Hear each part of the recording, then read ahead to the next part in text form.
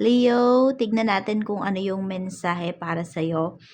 Keep in mind na ito ay general reading lamang, so hindi po lahat ay makaka-relate. So be open-minded. Yes, pakilawakan po ang isipan. At kung di nga po talaga kayo nak-resonate, try nyong panoorin yung inyong other signs, Sun, Moon, Rising, and Venus. Huwag lang kayo lagi sa Sun sa inyo mag-focus. Tignan nyo rin yung inyong other signs. At kung di pa po kayo nakasubscribe dito sa ating channel, please subscribe and hit the bell button para lagi po kayong updated every time na meron tayong uploads.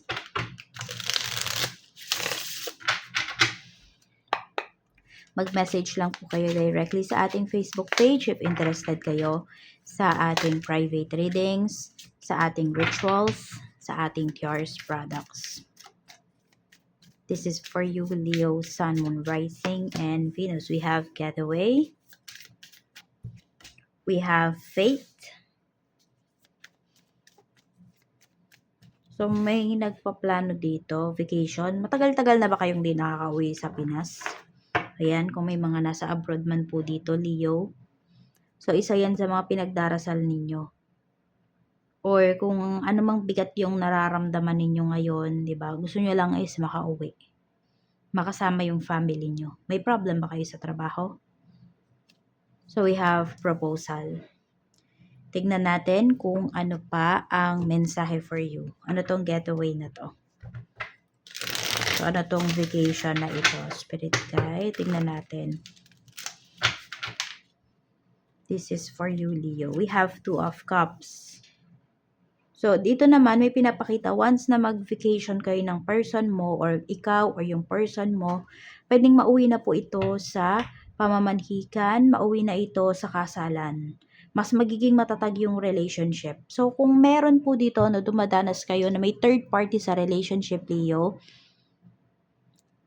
ang kailangan nyo lang talaga, samahan ng dasal.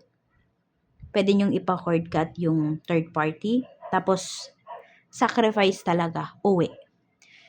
So, kung ang paghandaan nyo talaga is mag for good. Kung gusto nyo na mag-workout din yung inyong relationship, yan ang pinapakita rito.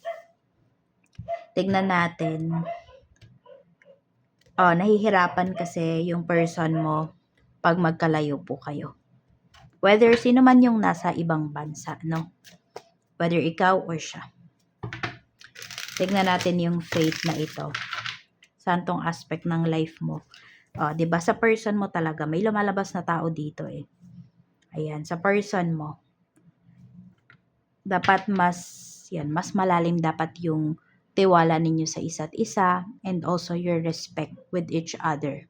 And then followed by love. Dapat mas mataas 'yon. No? Yung sinabi ko nga kanina. Pagdasal mo daw yung person mo. Ayan dapat nyo talagang i-work out itong relationship na ito. So, meron ba dito mag-vacation kayo para lang makausap mo yung person mo? May ganyan. Or meron lang kayong aayusin? Kung may nag-o-offer naman sa'yo dito ng job, okay, sinasabi rin na kung nagtitiwala ka sa tao na yon, i-grab mo yung opportunity. Pero kung may duda ka, wag. O kung naguguluhan ka naman talaga, di mo kayo makapag-decide, pag-pray mo. Mag-meditate ka. Para malaman mo kung para sa'yo ba talaga yon. Tingnan natin yung proposal na ito. We have justice. May magpapakasal talaga rito. So, yun nga, karamihan talaga sa inyo, yung inyong relationship, dito talaga siya patungo. Pwede yung person mo ay nagbabalak na talaga na mag-propose sa'yo. Pero wedding nga yung nakikita ko rito eh. Tignan natin. Ano pa po yung mensahe natin? Kamusta yung emotions mo ngayon? We have the High Priestess. So, nagiging matalino ka na lang talaga, no? Yun yung pinapakita rito. Kontrolado mo naman yung emotions mo. Actually, yung iba nga po sa inyo, Leo, parang di kayo masyado nagpapakita ng emosyon ngayon. I don't know kung disappointed na ba kayo pagdating sa 'yan, sa mga nangyayari sa paligid po ninyo ano, sa mga tao na pinagkatiwalaan mo. Kaya alam mo yung parang nasanay ka na, ganyan. Nasanay ka na dun sa nararamdaman mo, pero yung mga tao sa paligid mo hindi sila sanay na wala kang pinapakitang emosyon. So, very mysterious sa kanila yung nararamdaman mo ngayon. We have Knight of Wands.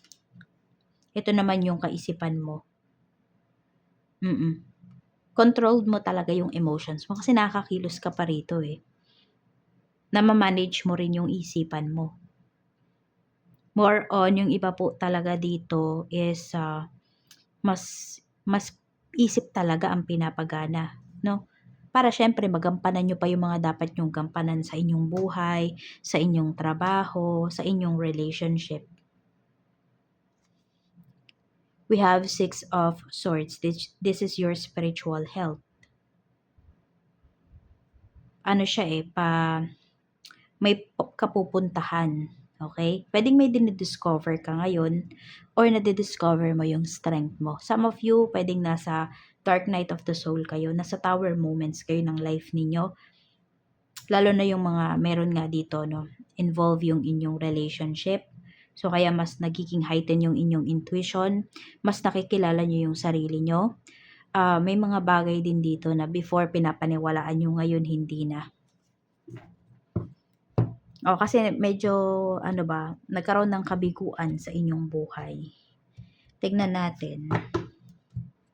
3 blessings na marireceive mo. We have the Devil. So ito is yung yung desire, you know. Oo. So kung ano man tong gusto mo talagang mangyari, ayan, more on sa relationship talaga yung pinapakita dito. Leo. So, kung yung iba sa inyo wala kayong pake sa relationship niyo, more on relationship pinapakita dito. Tignan niyo yung inyo nga pong other signs. So, ayan, yung desire mo, yung pagiging, yung nandun yung eagerness mo ngayong araw na to. Tignan pa natin. So, ibig sabihin, nabubuhay ka sa present. Yun yung nakikita ko sa'yo. May good news din po na paparating sa'yo rito. Yan po. So, ito nga ay pwedeng manggaling sa isang tao. Isang male figure to. Yung good news na to. We have Page of Cups. So, good news after good news ang marireceive mo. Dahil hindi ka sumuko, hindi ka bumitaw dito. Medyo naging challenging lang talaga yung mga nagdaang buwan para sa'yo. Or weeks for some of you. Energy ng mga makakasalamuha mo yung pinakamalakas. We have the Chariot. So, very mga successful yung mga tao na makakasalamuha mo ngayong araw na to. Hindi mo man siguro sila makausap. Yung sabi natin, nasa isang building kayo, ganyan, mga nakakasalubong mo lang sila. Yan. Very confident. Tapos, ayun nga, meron dito. Yung mga nakakasalamuha or makakasalamuha mo ngayon, Leo, is may mga third party. Oo. Either ito ay vulgar or discreet. Check natin pagdating sa work. We have Queen of Cups. So, mahal mo talaga yung trabaho mo. 3 of Wands. Yes, may sacrifice talaga kayo na gagawin dito.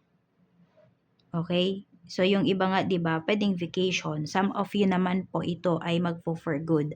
So, kahit mahal nyo yung trabaho ninyo, meron dito, i-give up nyo yan. Para mas maging maayos yung family nyo. Yes, meron po dito. Depende yan ha.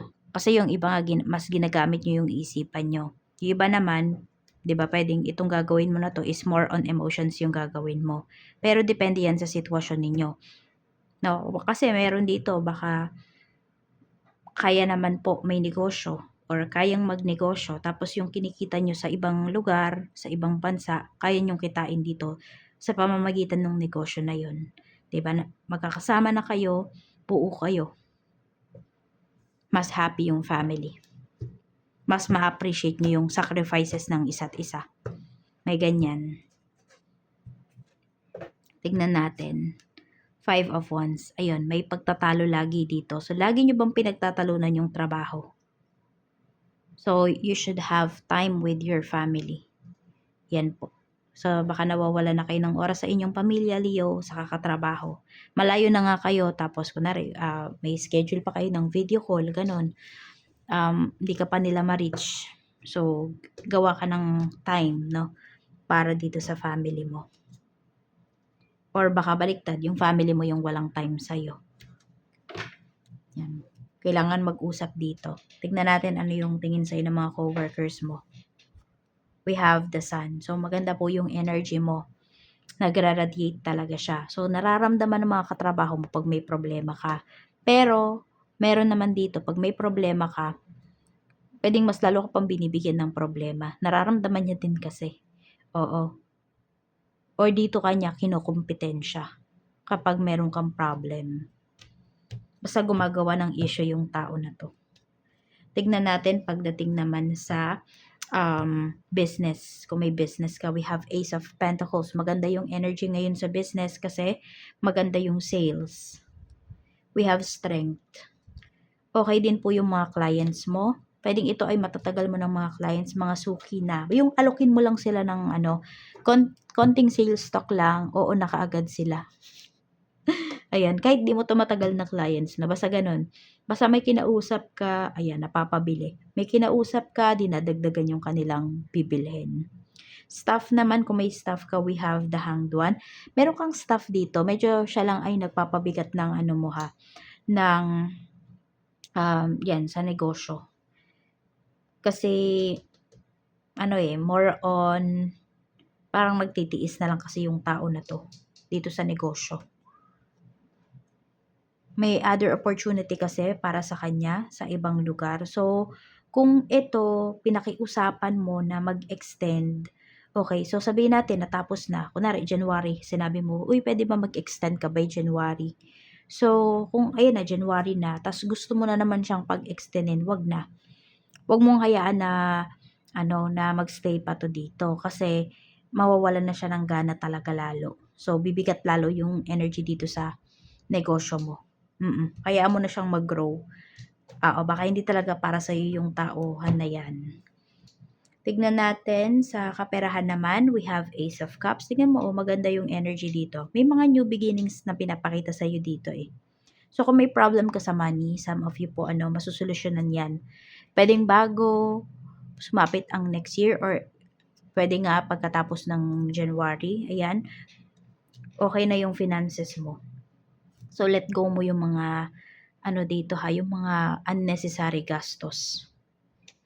Huwag ka maglabas ng pera kung alam mo na wala namang babalik sa'yo.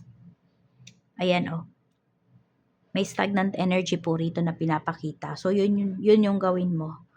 Tignan mo yung mga, sabihin natin, mga liabilities, no? Na pag binili mo yung isang bagay na to, nagde-depreciate yung presyo, hindi kumikita. Ayun, let go mo muna yung mga bagay na yan. Huwag kang matakot, At saka huwag kang matakot mag-say no. Mukhang mahihingi din ng pabor sa'yo rito. Huwag kang matakot mag-say no kasi ikaw naman ang problema pagka lagi mong pinagbibigyan yan or pag pinagbigyan mo yung tao na yan. Tignan natin. So, kasi nga yung iba sa inyo, pwedeng mag-vacation kayo. So, may nakabantay na dito. Budgetin nyo po talaga yung inyong pera. Sa love life naman, energy, may nakakamiss na talaga sa'yo rito. So, sabi ko nga, kung may third party sa inyong relationship, kaya nagagawa, namimiss ka kasi. Kaya lang sa iba tinutuon eh. Natutukso.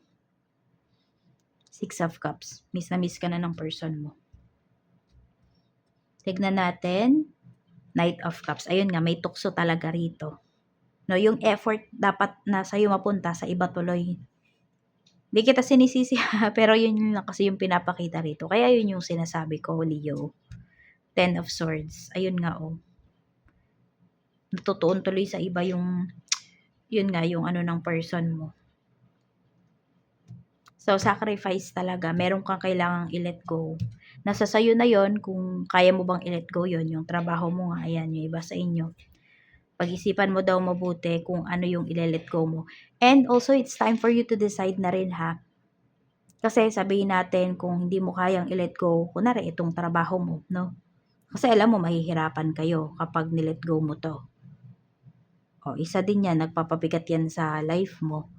E di ito na lang yung i-let go mo. Tignan natin ano yung nararamdaman sa'yo ng person mo. We have the Emperor. So, ikaw talaga yung gusto niyang makasama. O, yun nga lang kasi, ayun, natutukso pa sa iba. Hindi niya kayang pigilan yung tukso na yun. Yes, kaya hanggang nasa malayo ka, matutukso at matutukso tong person mo. Tignan natin. 6 of Pentacles. Pero gusto niyang bumawi sa'yo eh. Ayun nga yung katulad nung sinabi ko talaga rito na meron kang isa-sacrifice. So, ikaw na ang magdesisyon, Leo, kung kaya mo nga ba. Tignan natin kung ano pa yung mensahe.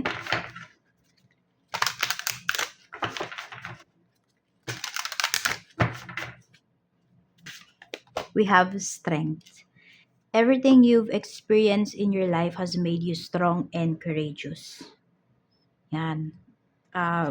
Kilala mo na ba yung sarili mo? Alam mo ba na matatag ka? So, it's time for you to decide na talaga. Kailangan mo nang mag-decide kasi, ayan, kapag nakapag-decide ka, may growth na napaparating. Either sa relationship or sa work mo.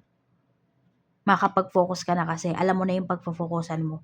Alam na ng energy mo, alam na ni universe kung saan kanya bibigyan ng mas malaking blessings. So, yan lang yung mensahe para sa'yo. Maraming salamat, Leo. And see you again on my next video.